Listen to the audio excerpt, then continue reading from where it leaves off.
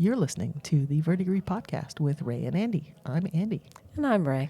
And we have a website. It's at verdigrispodcast.org. On that website, we have merch. We have all kinds of fun things for anybody who wants to show their support and maybe encourage your friends to also check out Verdigris. We have awesome stickers and magnets with the Verdigris logo. We also have new design t-shirts and stickers that recall the bathroom episode, Keep Your Trap Shut, designed by our in-house designer, Print Jazz. And they are fab, so take a look. You can also check us out on social media at Instagram and Facebook at Verdigris Podcast. Thanks for your support, everyone.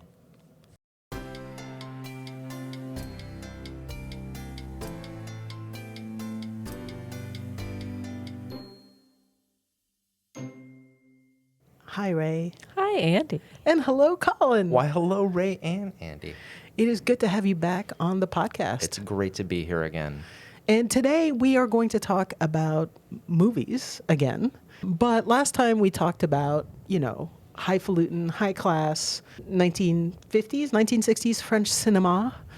And today we're opening it up to the masses, if you will. That's right. Will we discuss mise en scène? No. Very good pronunciation, though. A+, A+. So the theme for this episode is Save the Museum. Theater. Sunken gold? Sure. Or orphanage? Right, yeah. Yeah. Everything. Everything. Save the blank. Which is, I believe, a plot point in, I don't know, a good chunk of movies. Would you agree with that, you guys? It does feel like there are lists of the 7 basic plots, the 8 basic plots, right? Man versus nature, man versus man, man versus God, right? And so on. But the idea of kind of rescuing something is pretty deep, right? And has roots in plenty of long-standing mythologies. And Joseph Campbell wrote The Hero with a Thousand Faces, which then George Lucas read years later and turned into Star Wars, right? The idea of attempting to save something or return something to its former glory is the plot device of plenty of works out there. Yeah, I mean, most recently I went with my younger daughter to see Zootopia 2, which, I mean, I walked out of there and I was like, oh my God, I just spent 2 hours working. Because it's, evil developer, very Robert Moses themed. It's very of the moment. It's all urban renewal stuff. And not to immediately distract us, but if Robert Moses became a cartoon animal, what cartoon animal would Robert Moses be? What is a long-lasting evil animal? I mean, I was just going to say like an abused junkyard dog, right? Like big teeth and just like, ah. What's the animal that steals nests from other animals? Cuckoos do that. Yeah. So maybe one of those then. Yeah. Right? Yeah. Like, here, That's I'm going fair. to kick you out of your nest and it's your fault for being poor. Yeah. So, like a racist cuckoo. A racist cuckoo. Yeah. Wow. Maybe cuckoo should come first. This conversation is just going to be really classy from the get-go. So this theme is really, really common. And actually, when I was just thinking in my memory of movies that I can think of that have this plot, honestly, a lot of them are kids' movies. I feel like a lot of them are, either cartoons are very commonly like this. As I mentioned, Zootopia 2 has this plot line. So does Cars. Yeah. Right? In Yep. Cars, I don't know if you all remember the plot of Cars. Oh my God. Yeah, it's a road trip movie. Of course I remember. Of course you do. You would, yeah. In the plot of Cars, the town, which is called Radiator Springs, nice. It's a nice little... It is on Route 66, but has been bypassed by the highway. And so now the interstate passes by the town, and so people don't stop there anymore, which... Yeah, like that's people as cars, maybe not super realistic, but town going into disrepair because the highway goes past it and doesn't stop there anymore. Yeah, I think that's pretty accurate. Although how you then revitalize that town, which is kind of the plot of Cars, is less realistic. Again, like the anthropomorphized cars, not super realistic. Well, yeah, but I mean, I don't know. I'm willing to suspend my disbelief for a really cool car. Just saying. Okay, that's fair. Well, especially if one of them is voiced by a sexy actor. Well, yeah, I mean, helps. there's that, but it's not the only Cars is not the only car movie, the only anthropomized car movie that saves something. Herbie Rides Again, just saying, 1974 classic, and there it's also urban renewal, so it's a firehouse in San Francisco, and Herbie saves the day because Herbie saves the day, but not voiced by Paul Newman, so that's fair. not, Okay, yeah. There is also the animated car in Who Framed Roger Rabbit. which Yes. is So I also was a- thinking the same thing. Yeah. So I was thinking about Who Framed Roger Rabbit too, which, by the way, I mean, Colin, you and I are about the same age. I know, Ray, I apologize, old. but you're a little bit older. Yeah, I'm a lot bit older. It's okay. So did you watch that movie as a child? Yes. Were you also deeply, deeply scared? I don't think I had the kind of defining nightmare sensation from either The Dip or from Judge Doom revealing his real Toon self. Which maybe Spoilers. Which maybe spoilers for a 1989, 1988 movie. Yeah. Which maybe speaks more to my own kind of childhood than it does to the actual scariness of those things. But no, I didn't. It doesn't kind of sit with me as a kind of traumatic movie moment. I remember it being very scary, even though like I saw The Shining like maybe 2 years later. So I mean, but it was a scary movie. But it is a movie about urban renewal and corruption and Toontown being threatened by this self-hating Toon. Well, and not only a self-hating Toon, but a self-hating Toon that is sort of dedicated to this vision of a concrete utopia, right, where the freeway will pass through, and it's the story of gentrification, except with Toontown instead of the local African American neighborhood. Yeah, I mean, I think that this is maybe why these kids' movies are so often this plot is that you can use urban renewal as a metaphor, as a movie trope, and not specifically talk about black versus white or different ethnic groups or different religious beliefs or anything like that. And instead it's just Toons versus humans, or swamp dwellers versus mountain dwellers. Right. Although that's a little bit more iffy already. But it's the metaphor rather than the reality of the thing. Right. It's a way to get at the idea and have kids kind of understand something without making them face the ugly, unvarnished reality of the thing. I also wonder if, though, that the reason it's such a popular kind of theme among kids is that when you're a kid, you feel so powerless, right? And you don't have this ability to do anything. You don't have this ability to change anything. And then you watch this story about people who are in the same situation as you, who are facing this kind of overwhelming threat to their way of life, right? Who are going to see Toontown be destroyed, who are going to see the Goondocks get torn down, and then you can go into the situation and change it, right? You like the characters in these have a kind of power and ability to change the impossible to change situation, and I think as a kid that's a really exciting feeling, right? To go like, oh, I could also save my neighborhood by finding pirate treasure. Right. And I think this is one of the ways in which this trope, in a way, is not super helpful to preservation, because it always is this, we're going to do this one performance that's going to raise the money and then there will never be a problem again. And it's like, well, no, deferred maintenance is a thing. And you're not solving that problem, really. No, but I think there is something attractive to that. And I would say, it's attractive to kids, but it's attractive to adults. It's attractive to the adults who are bringing the kids to the movies, right? This idea that whatever you hold dear from the past, you can, one last try and you can actually save it. And I think that's why it's so popular with kids' movies. I mean, I don't know. As a kid, I would have seen anything that basically my older brother would take me to, because he took me to the movies. So whatever was there.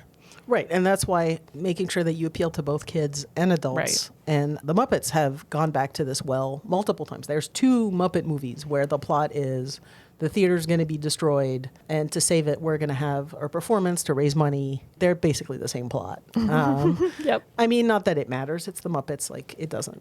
I was just going to say, are you criticizing that? No, it worked no, the first no. time. Let's do it again. No, I'm not. And especially because in the second one, the one from 2011, the villain is called, I'm not making this up, the villain is called Tex Richmond. And he's an oil baron and has found that there is oil under the theater. Yeah, I mean, it's not, what's the word? It's not relying on subtext. You know what I'm saying? Well, the Muppets have never been exactly known for their subtlety. I think No, as much as perhaps Gen not. X sort of loves to romanticize their genius and brilliance, it's not exactly like a sneaky, under the radar kind of humor. It is not, no. And in the end of this one, Tex Richmond sees the light and becomes a nice guy and decides to do the right thing, which...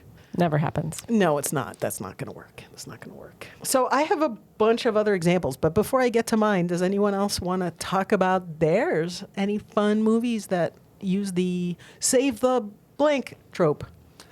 Well, look, I mean, this is a podcast that is distributed via the internet, and the internet loves a question to debate, right? And one of the questions that arises every year around Christmas time is Die Hard a Christmas movie?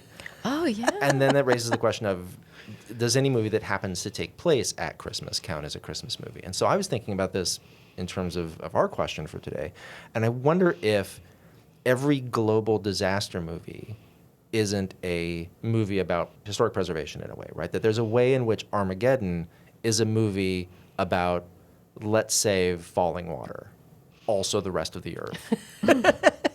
Yeah, but I feel like those movies also rely, certainly in their previews, on the, it's serious because the Eiffel Tower blows up. Right. Yeah. The aliens destroy the White House, and like now this is now it's a big deal, serious, right? yeah. And it's like, and it has to be like, in probably in short succession, right? The White House, Big Ben, the Eiffel Tower, and it's like, okay, but I don't think aliens would really give a crap. Like why those buildings? I don't think so. They seem to love the old clock tower. Yeah. We must destroy it. Not the palace, not parliament, but the clock tower. That's where the important symbolism for aliens is. Sure. Well, I mean, I'm not an alien movie kind of gal, so I was actually just thinking like, I got to put that on my list to watch. I haven't seen it. Well, I think maybe it speaks to the kind of bigger question of movies about preservation, because I think, as we've just been talking about, there are plenty of movies that have kind of saved something as their plot focus. But when you kind of drill down to what's actually a movie about historical preservation, then that gets trickier. And we immediately jump to Herbie Rides Again. Right? Yeah. Which is a movie that came out and was watched by people, but not something that gets held up in, it's never going to make the American Film Institute, 100 movies, 100 years, 100 sequels about cars. You did wound me there, but okay, I see your point. Okay, yeah. so this, I will be honest with you in that I've been going through my list of movies that have the save the whatever as a plot point, and most of them, the save the whatever is really just the spark. The MacGuffin. Right? Right? It is. Yeah. It is the MacGuffin. Yeah. Exactly, right? Right. It's the just, you need the adventure, so let's whatever. And in many cases, it really has nothing to do, like in some cases, you never even see the building itself. So for instance, in The Blues Brothers, Right, which is a masterpiece and is about saving an orphanage, theoretically. And, the righteous hatred of Illinois Nazis, which is correct. But the orphanage is not really a building, and it's not really it doesn't matter. And it's the same with the Goonies, right? I mentioned the Goondocks earlier. Yeah. It's about them attempting to save their neighborhood from developers, but that's just the thing that lets them get into the Rube Goldberg machine adventures and booby traps of One-Eyed Willie, right? Which is a masterpiece. Yeah, because it's not really about the place, right? I mean, it's like it could be anywhere. Like, historic preservation, one of the things is like the place is special. So their neighborhood was just the idea of a neighborhood instead of a, like a specific place. Whereas Herbie, it really was a firehouse, just saying. Yeah. The other theme that comes up a lot is movies where it's also save the blank, where it's not really saving the building, it's saving the independence of the building. So for instance, Barbershop has that theme, right, where he wants to sell his barbershop because he's, sick of doing it, and then he's like, oh, well, yeah, but this is an important community signpost, an important community place. Empire Records in 1995 is another example of that, where Empire Records is going to be sold to a national and selling out. No. Oh, the Gen X evil. One of the most difficult concepts to explain to my students these days is the notion What of is selling out? Not only just what is selling out, but why that would be bad. Making money is a bad thing? Why? This is how I knew I was a grown-up, is when I saw Reality Bites after. So I saw it first when I was younger than the characters in that movie. And for those of you who are too young to remember Reality Bites, it's from the 94? Sure, with Winona Ryder, and she chooses between Ethan Hawke and Ben Stiller, yeah. And in it, Ben Stiller is presented, and I think he wrote it actually, but I think Ben Stiller's presented as this like garbage sellout person. And then you watch the movie as an adult, and you're like, Ethan Hawke has never taken a shower and will never have a real job. Like, why would you go for him? No offense to current Ethan Hawke. I'm just saying in that movie, like his character is just a deadbeat. Anyway, sorry. But it's very much the kind of romantic, capital R romantic, like. Correct, right? Like look at how sort of, dramatic and thoughtful. And he doesn't care about money, those horrible sellout No. things. Which is fine unless you have a historic building, and then you need that money. That money is going to come in really handy. But so that idea of selling out of a resource, losing its individuality, its uniqueness, and becoming this part of the chain, of all the similar stores and similar restaurants and whatever. On the one hand, I mean, it's not building specific. On the other hand, though, I think this is definitely a current issue in urban planning, certainly, of the idea that, you want your downtown to have an identity. You don't want it to be all chain stores, because if it is, then why would anyone deal with the traffic of going to your historic downtown? Yeah, I mean, it also seems to me like in the 90s, the heyday of the young Gen Xers, right? Corporate America was a slur in and of itself. That was shorthand for everything that was wrong. And I feel like now we're still struggling with that, but we have a more nuanced understanding of like what that means and what the consequences are, right? But it's changed, I think, in the way that we present it in movies as well. To jump back to your idea of, the idea of kind of preserving the downtown and keeping it from homogenizing. I once heard this referred to as the Hanna-Barberization of America.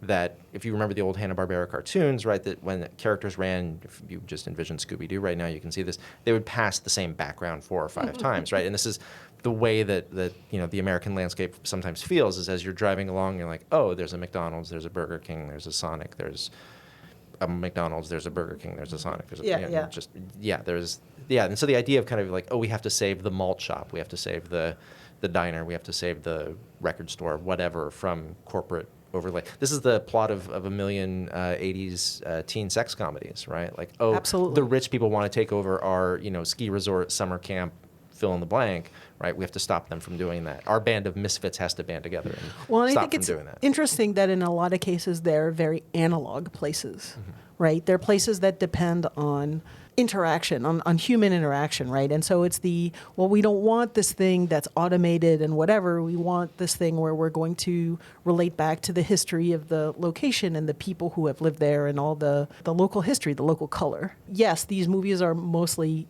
garbage, and they all have the same plot, basically, and probably a training montage and a dance sequence at the end. But they feel comforting, I think, in part because it's a very kind of universal desire to protect, your little slice of history, your little neighborhood, uniquenesses. Well, and what our students would call main character energy, right? That we want to believe that we are the kind of protagonists of our life and our life stories. And so, like my neighborhood is different from your neighborhood because my neighborhood has me in it, and therefore it should be preserved and not paved over, or it's your neighborhood, whatever. Unfortunately, I think a lot of it's a little bit short-sighted that way. There's a few movies that go a little bit beyond just the metaphor and the trope and the, rich developer and taxes and all that stuff. There's 2 in particular, and I like both of them because I think they're both basically mediocre movies, but that get something really right about preservation. So the first is called 2 Weeks' Notice with Sandra Bullock and what's the floppy-haired British guy? Hugh Grant. Yeah, floppy-haired British guy. So it's one of their numerous romantic comedies in the turn of the millennium. This is a 2002 movie. And she plays a lawyer who works for this multi-gajillionaire and eventually does not want to work for him anymore. And he threatens to have this building bulldozed. It's a real building. It's on Coney Island. In the movie, it's a community center because you got to like really highlight how important it is to the community or whatever. In real life, it was a restaurant. So it's called the Child's Restaurant. It's on the boardwalk in Coney Island. It is a gorgeous building. So it's this like Spanish, turning my computer around to show you guys. It looks like this. Oh, yeah. Yeah. It's, well, do you want to describe it, Rae? Sure. All right. So it's a kind of a light brown stucco color, and it has an arcade. So a series of arches that are filled in with glass. So it's probably has a lot of light on the inside. And then all of the decorative elements are this like kind of over the top like swirls and swags, and just picture like lots of multicolor kinds of decorative elements. It feels very Mediterranean, which I think is interesting being, in Coney Island. Oh yeah. Okay, so Andi just zoomed in, and one of the swirls as she zoomed in is this oval shaped decorative element. So it has sea creatures around the edges, so like fish and octopus and all of those kinds of things. And then King Neptune is in the center, shirtless, of course, with a really big, whatever that's called. Trident. Trident. Thank you. I was like, it has 3. And another one, is that a pirate ship? It's certainly It's certainly a ship. It's got like a octopus on the main sail. And anyway, it's a very nautical themed building because it faces the boardwalk. It's on the water. It was a giant restaurant. It was built to be a giant restaurant. By the time they filmed the movie, I think it might have already closed, or at least was not doing great. But anyway, now it's part of Ford Theater, which is right there, and there's an amphitheater there, and so this is like the indoor space associated with that outdoor space. And point is, in real life, it's not a community center, but it is an important landmark in Coney Island that was highlighted in this movie. And it's an important plot point because when Sandra Bullock's character thinks that, well, and he's planning to actually demolish it after all, she is very disappointed and leaves. But then in the end, he changes his mind because, he has to win over Sandra Bullock and not be a bad person. So, I mean, it's a real place.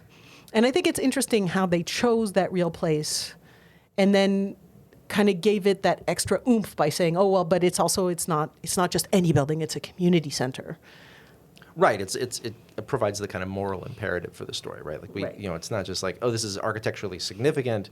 This is, but rather this is a place where good things happen in the town. Yeah, and as I said, in real life, it was listed as a New York landmark after the movie, and is now reused in a way that is, I think, really effective for this space because it's just too big to be a restaurant these days. It did cost a lot to preserve this building, and so reusing it as part of this amphitheater complex really worked out. Okay, but the movie that gets it the most right, these words are about to come out of my mouth. Okay, ready? A movie that is actually shockingly realistic about urban planning and historic preservation is the movie Burlesque from 2010. Okay. With Cher. And Christina Aguilera. So have you seen the movie Burlesque? I have not. It is a movie. Is it everything that it promises to be?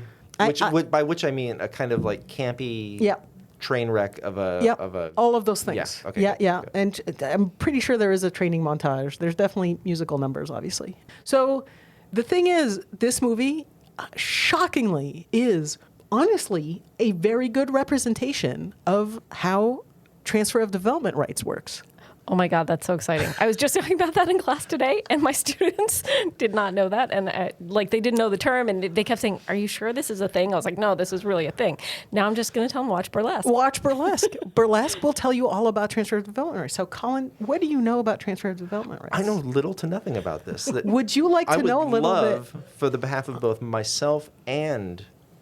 Well, probably everybody listening to this knows what the transfer... But go ahead. Okay. Please tell me, your foolish companion from the English department, what this is. Okay. If a historic building is in a downtown, let's imagine, right? A historic building is in a downtown. The building itself is older, so let's say it's not very tall. Maybe it was built as a movie theater, okay? It's like, let's say, 2 stories tall, right? It's successful. It's doing what it's meant to do. But around it grows this downtown. Let's imagine that it keeps growing and growing and growing. And so now it might have like skyscrapers, like literal skyscrapers around it. This movie theater is still doing okay, but it costs a lot of money to maintain. But now they have a big problem with a capital P, which is taxes. Because the way taxation works for property rights is for places that have very high height limits like that. Let's say you can build a 20-story tall building in this area, okay? This building is only 2 stories tall, but theoretically, it could be as many as 20 stories tall, which means they have to pay taxes not just on the 2 stories, but the other 18 stories that they don't have. The imaginary 18 stories. Okay. Correct. Okay? So their property taxes are going to be absolutely crushing. Even if the movie theater is doing really well, those property taxes might cause that movie theater to fail, even though it's actually bringing in tons of money just based on the taxes. Okay? So as you can imagine, this is very bad news for historic preservation because it means that pretty much any older building in a place that's high density could potentially be at risk because you could build taller. You following me so far? So far. So is this why, say, for example, the Museum of Modern Art in New York City, which you're familiar with, is maybe, 5 stories? The museum itself is maybe 5 stories, but the reason it has a sort of large residential tower attached to it is to offset? Yeah, exactly right. So the way that this works, and by the way, you might never have heard of transfer of development rights because that's not usually how we refer to it. Usually they're referred to as air rights. They're usually talked about as air rights. And if you talked about air rights, people are like, oh, yeah, I know sort of that exists. Right. So the way that air rights, transfer of air rights works is that there's a lot of rules to keep it legal. But the idea is this, right? Let's imagine I'm that movie theater owner and I really would like to keep my building, but also I know that I have to get rid of those extra taxes, okay? So let's say that you own the lot across the street that is currently empty, and you're going to build that 20-story tower.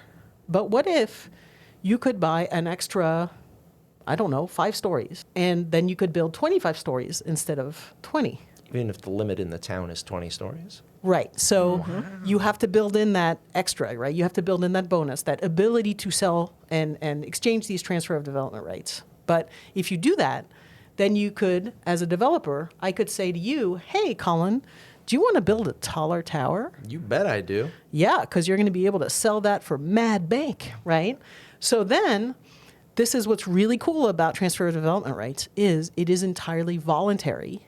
The government sets up kind of the marketplace, if you will, right? The ability to sell and buy air rights within rules. So usually it says, well, you have to do within 1 block of the selling of air rights, right? You don't want to build the giant tower 5 miles away. That's not kosher. And there's usually an upper limit. So you can't build like 100 stories. You can only build up to, 25 or 30, it depends. So there's some limits as to the rules, but once you do that, it's entirely voluntary. So in other words, if I'm desperate as the owner of this movie theater and all I want to do is just not own those air rights anymore, I could be like, hey, Colin, give me $1 and you can have those air rights.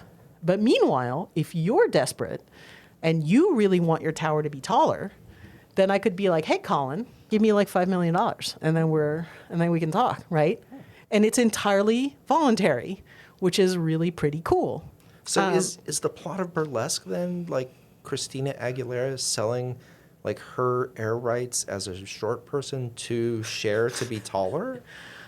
Is that would make an even cooler movie. No. But in the plot, it is that Cher is not going to be able to save her burlesque theater until she realizes that an owner nearby could protect his building by selling him her air rights. And then that saves the burlesque theater. And I think she ends up dating the guy, maybe. I don't exactly remember. I haven't seen the movie in a while. What was really cool about it is that it was a shockingly realistic view of air rights, because air rights really have this potential to really, really help historic properties in these areas that are very dense. So it only works in very specific areas, obviously, and it has to be voluntary, which I think is actually a very good thing, because a lot of the plots of these movies are, the government is going to steamroll us and there's nothing we can do. And what's really cool about air rights is No, this is a thing that you decide individually whether you want to opt in or not.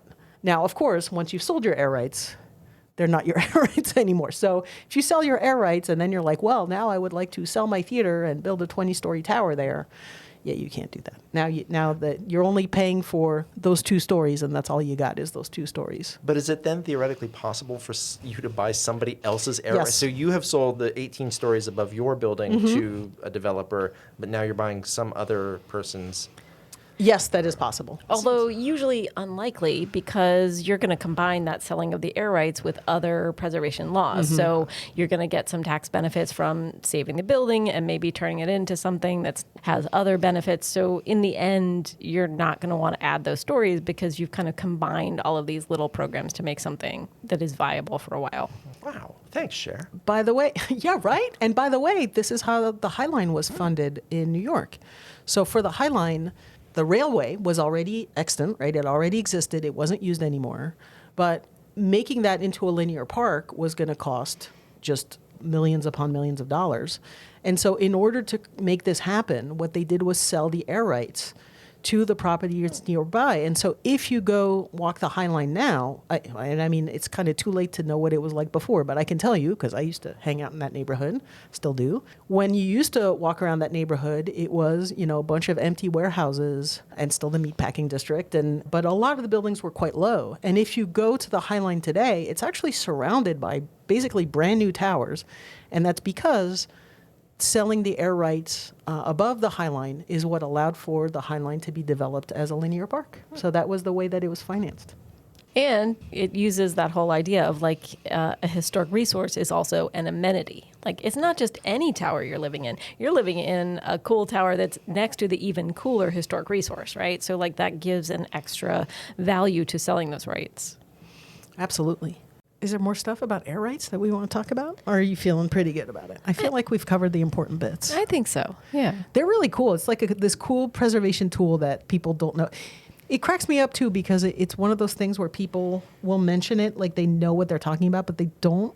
Very often, they don't actually know how it works. It's kind of like redlining, right? They'll be like, Yeah. oh, this is redlining. And I'm like, no, you're talking about a covenant. That's a different thing. And it's just this umbrella term that people have used as a shorthand. And actually, I mean, this is the problem, I think, with historic preservation all the time, is that people just don't understand how a lot of the preservation mechanisms work because it's so deeply wonky, procedure-laden stuff. So they know that I don't know, the Money Pit, right? Great preservation movie. Okay, that's on my list. Okay. Mine as well, yeah. Okay, good. Okay, and Mr. so- Blending's Dream House. Oh, I don't think I know that one.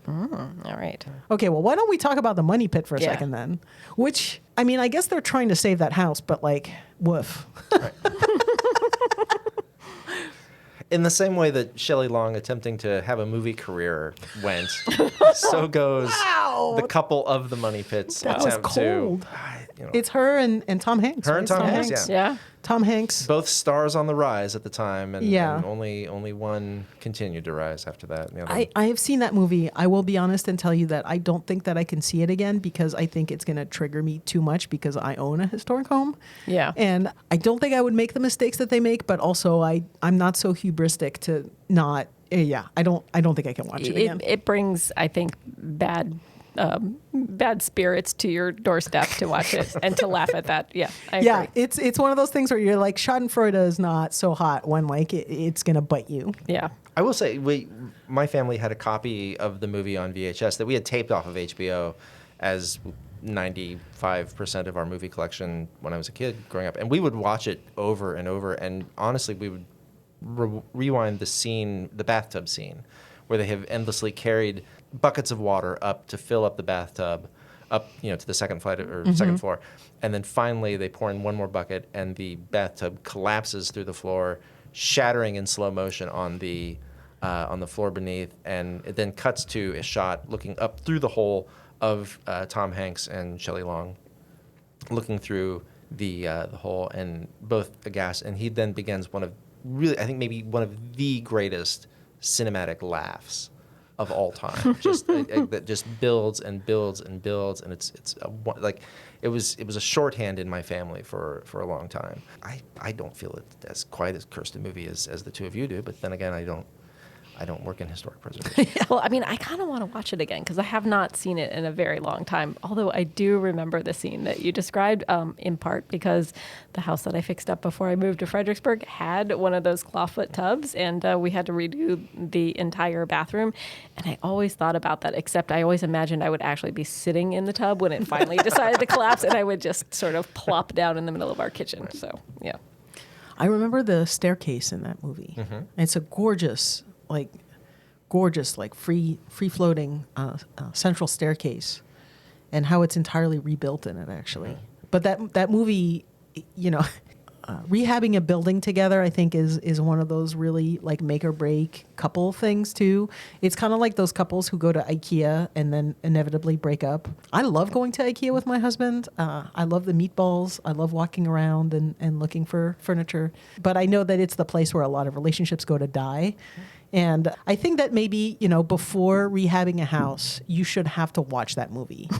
Just as like a prophylactic, right? Test. Of like, are you sure? Right. This is your bag of flour to carry around and pretend it's a baby. Yeah, exactly. Because this could break your couple. Like you could be heading to divorce faster than you imagine. We usually just invited people over to our house mid renovation. Like, okay, it's 52 degrees in our house, so like wear a hat, and you have to go to the basement to use the bathroom and everything else. Are you sure you still want to do this? If you're still in, Then you're a true believer. Yeah, then you're ready. Yeah. Yep. So that movie is a pretty good example of trying to, work through a building. Although, again, I don't think they go through any permitting or, anything like that. Again, like I feel like the permitting bits are not very cinematic. Well, and it's the action movie. Like no one goes to the bathroom in an action movie, right? Like even though clearly they would have to, it's a dull scene that interrupts the excitement of the movie, right? And so, they're like, now let's go wait in line at City Hall and then be redirected to this other office on the 4th floor, which actually is closed right now because it's lunchtime. So you'll need to go to this other office, but actually it's in the new building, which is across the street from the old building. Yeah. I think it's just because Kafka didn't write this. I mean, I think that's why. Right. Otherwise, I mean, that's the movie Brazil. Yeah, which is also a great architectural movie, although not a save the blank movie, and is extraordinarily dystopian and depressing.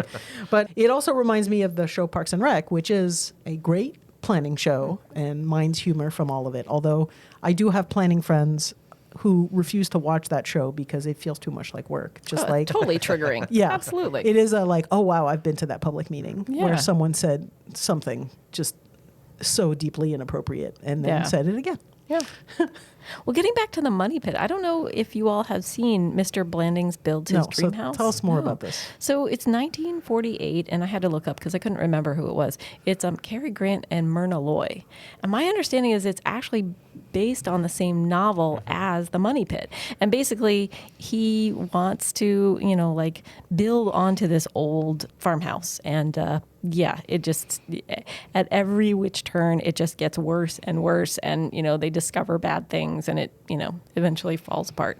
I have not seen that in longer than I haven't seen The Money Pit. And I couldn't find it anywhere streaming, so I'm sure it's somewhere, but I couldn't find it. I have to try to borrow it. That sounds like a fun movie night. It's good. I mean, this is also sort of the plot of Beetlejuice.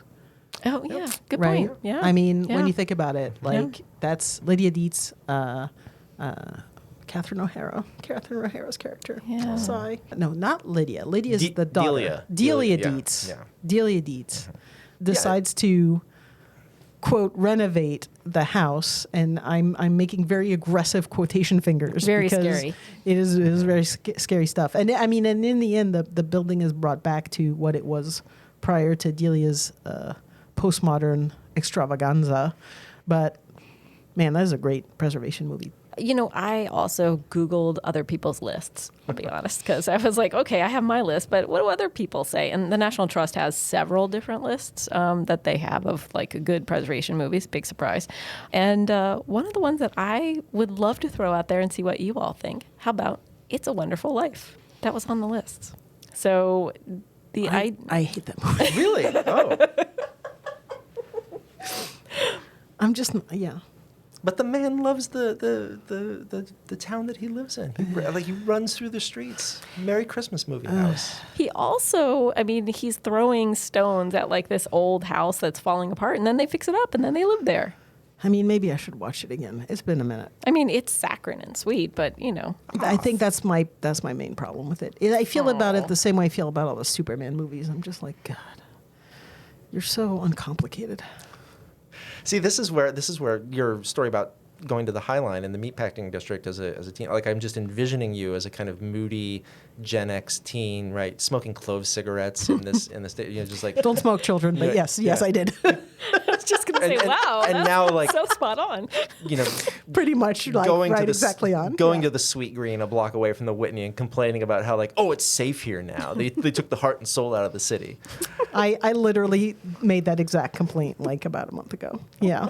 No, it's sad but true. I did not eat at Sweet Green. I ate at a local eatery. Thank you very much. Right. But other than that, yes, no, absolutely. Mm-hmm. Yep. Yeah.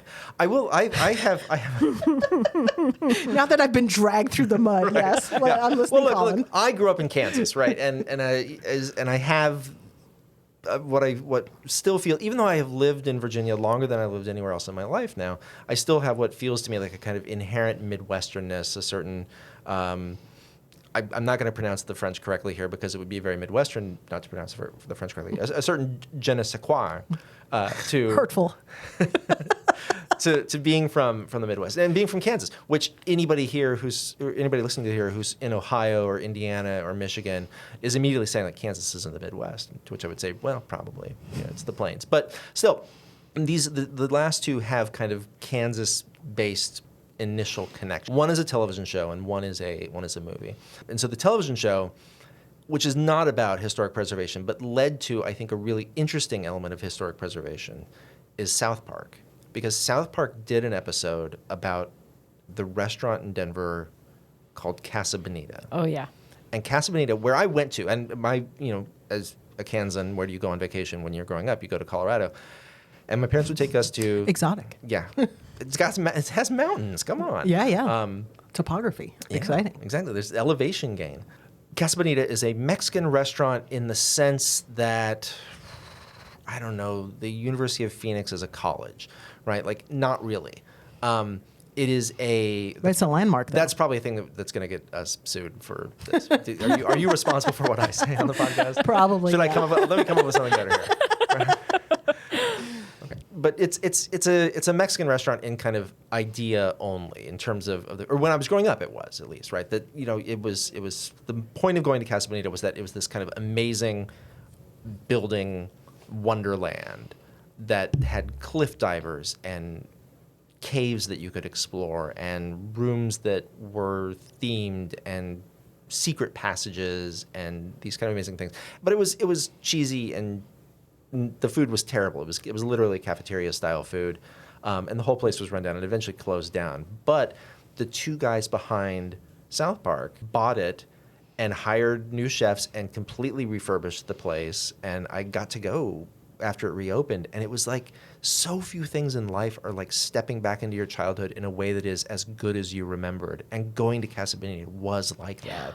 Wow. As an adult. I was like, this is amazing. Like this feels like all the good parts and none of the bad parts, right? None of like the food now is actually quite good, and so I'm grateful to South Park and to its creators for really pouring the money into doing that, and they've said they lose money on it. That their accountants have said like this is a money pit of your own, and yet they're dedicated to kind of keeping up the plays. So I'm deeply South Park, not a show about historic preservation, I think in any sense, but led to a kind of really amazing moment of historical preservation. I mean, I think that this actually points to something really true about preservation, just like burlesque, which is, preservation, by and large, really doesn't pay for itself. Yeah. And I know I'm saying this.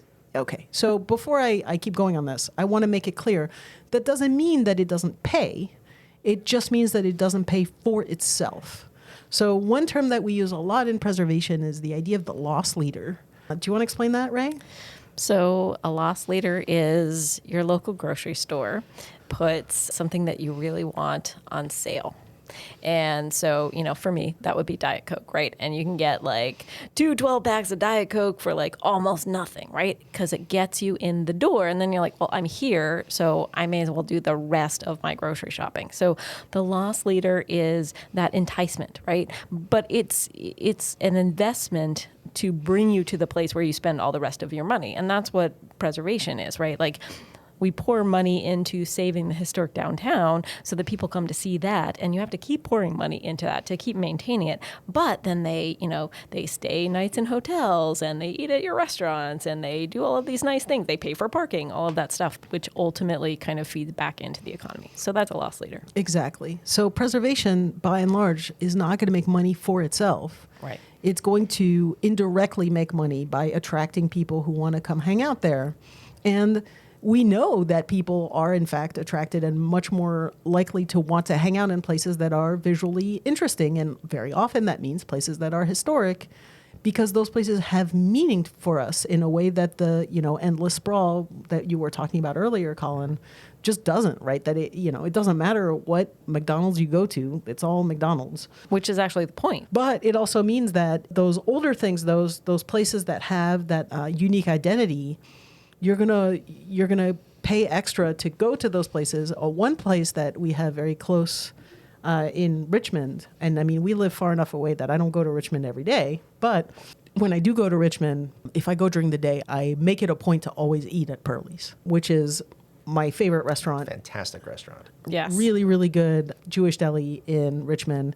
They have actual homemade celery soda, which is even better than celery. They have all the delicious stuff. We stuffed ourselves the last time we went. Yeah. I literally could not move.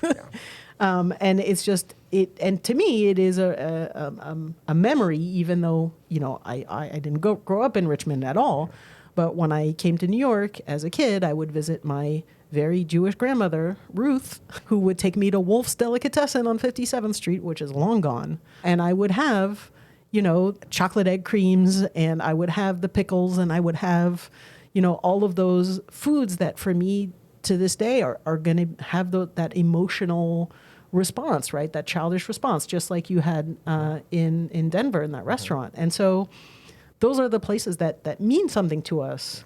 And even though saving the whatever is not going to make money, okay, but all the stuff around it is, right? But it's almost always going to be a labor of love, I think, by definition. Yeah, I would agree. And I think the challenge in preservation is to convince people to think about the ecosystem of Right. preservation instead of the individual, right? So it's not about saving this one thing so that you can go to the one thing. It's about saving that one thing so that all of the rest of the things around it can support it and survive better as well. And that's sometimes a hard case to make, surprisingly. Yeah, because people like to think in these very kind of discrete ways instead of thinking of it more holistically. Tell us about your other The other place. one. The other Kansas connection here is that in Hutchinson, Kansas. Have either of you been to Hutch? I don't think so. I'm pretty sure I have not, no. I have been to Casa Bonita. But Okay. Hutchinson, Kansas is a town in the middle of Kansas that has a salt mine. And the salt gets used for road clearance, and it gets used for agricultural uses, but it also gets used for historic preservation because salt is a pretty ideal storage space. And the film stock of early movies does quite well in salt storage. Because it's a desiccant? This is a look. You got somebody from the English department, not the science Okay. department. I think but it's yeah. because makes sense. it It seems like creates a very dry environment where you won't get moisture issues. That makes sense. But And you so, can't just leave it in a big bucket of rice. Very big bucket Yeah, of rice. that's- You might get weevils. That's that wouldn't the help the at all. next town over has the giant bucket of rice. No, but in Hutchinson there is I think a number of studios have their film storage facilities, right? And so the original negatives of MGM movies and all these other classic films are stored in this small little town in Kansas. But that got me thinking of the documentary Dawson City: Frozen Time, which was about in 1978 in Dawson City, Yukon. somebody was tearing up a parking lot to build something there and found a massive collection of old film canisters that, because Dawson City was just kind of the last place that these films were sent, right? That they would go to the major markets first, and then the minor markets first, and then the minor markets, and then finally they'd end up in Dawson City and didn't have to be sent anywhere. They just stayed in Dawson City, and eventually somebody just kind of, used them as landfill, and so what was uncovered in this parking lot was this kind of amazing collection of old movies that, in some cases were the last known copy of a movie. And so the documentary about this is a kind of experimental documentary that recreates and reconstructs the films and discusses the ways that they were kind of preserved just by virtue of being in this cold, subarctic town for so long. That's so cool. Yeah. That is very cool. And honestly, that's how a lot of things get preserved is we forget about them. Yeah. No, that's my favorite film preservation story is that, is it Dreyer's Passion of Joan of Arc, the classic silent movie, was considered a lost film for a long time until someone found a copy in a closet in a mental institution in Norway, I think. It was just, final stop. Just chuck that in the closet. And then decades later, what's this? Right. Yeah, everybody check your attics, check your basements. There's so much out there that you don't realize might be, very, very interesting and very rare, because it brings us back to a topic that we talk about a lot, I think, in this podcast, which is the idea of making things for the mass market versus doing things by hand, doing things more analog.